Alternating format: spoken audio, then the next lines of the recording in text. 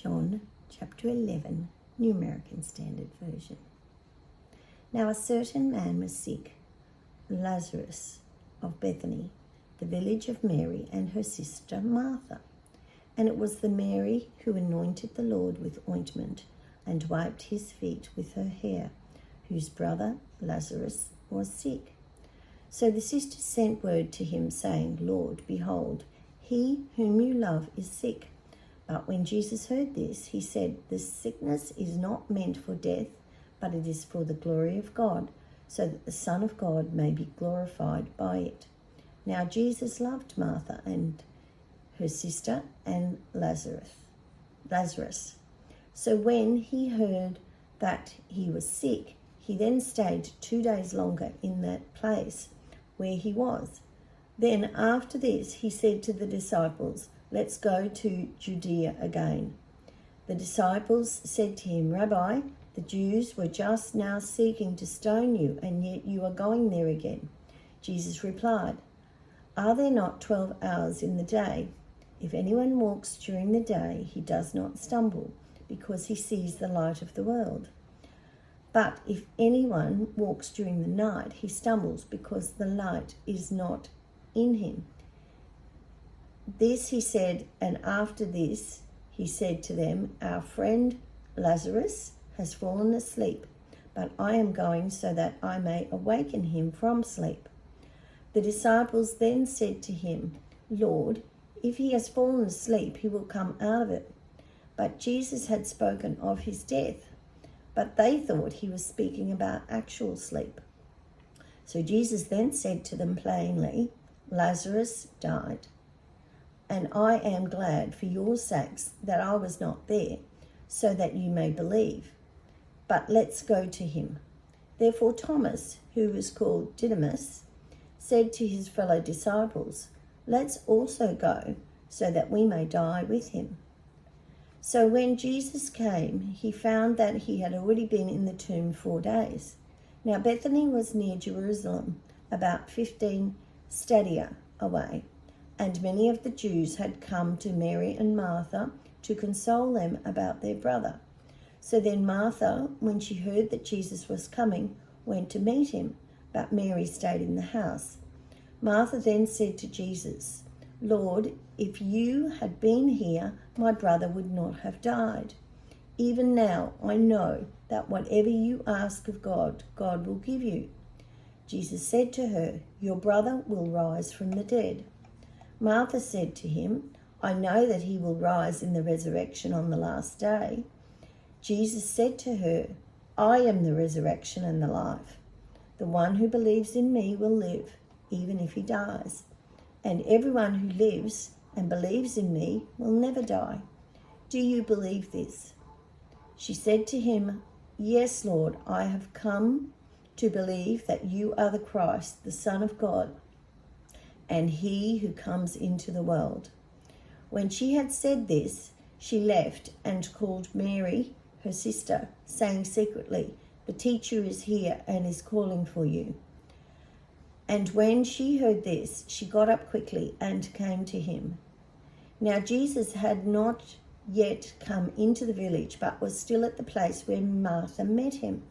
Then the Jews who were with her in the house were consoling her. When they saw that Mary had gotten up quickly and left, they followed her, thinking that she was going to the tomb to weep there. So when Mary came to the place where Jesus was, she saw him and fell at his feet, saying to him, Lord, if you had been here, my brother would not have died. Therefore, when Jesus saw her weeping, and the Jews who came with her also weeping, he was deeply moved in spirit and was troubled. And he said, where have you laid him? They said to him, Lord, come and see. Jesus wept. So the Jews were saying, see how he loved him.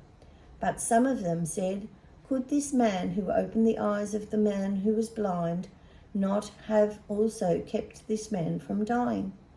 So Jesus, again, being deeply moved within, came to the tomb.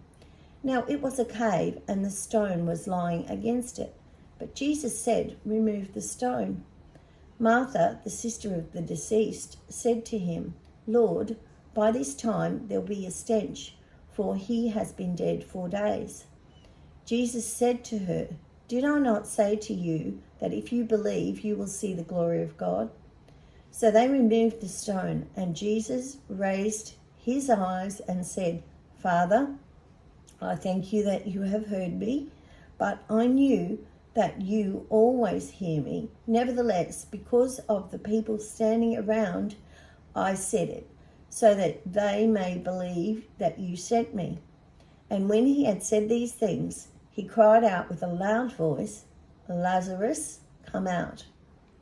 Out came the man who had died, bound hand and foot with wrappings, and his face was wrapped around with a cloth. Jesus said to them, Unbind him and let him go. Therefore, many of the Jews who came to Mary and saw what he had done believed in him, but some of them went to the Pharisees and told them the things which Jesus had done. Therefore the chief priests and the Pharisees convened a council meeting, and they were saying, What are we doing in regard to the fact that this man is performing many signs? If we let him go on like this, all the people will believe in him, and the Romans will come and take both our place and our nation. But one of them, Caiaphas, who was the high priest that year, said to them, You know nothing at all, nor are you taking into account that this is your best interest, that one man die for the people, and that the whole nation will not perish instead. Now, he did not say this on his own, but as he was high priest that year, he prophesied that Jesus was going to die for the nation, and not for the nation only, but in order that he may also gather together into one the children of God who are scattered abroad. So from that day on, they planned together to kill him. Therefore Jesus no longer continued to walk publicly among the Jews, but went away from there to the region near the wilderness, into a city called Ephraim, and there he stayed with his disciples. Now the Passover of the Jews was near, and many went up to Jerusalem from the country prior to the Passover in order to purify themselves. So they were looking for Jesus and saying to one another as they stood in the temple area, What do you think, that he will not come to the feast at all? Now the chief priests and the Pharisees had given orders that if anyone knew where he was to report it, so that they might arrest him.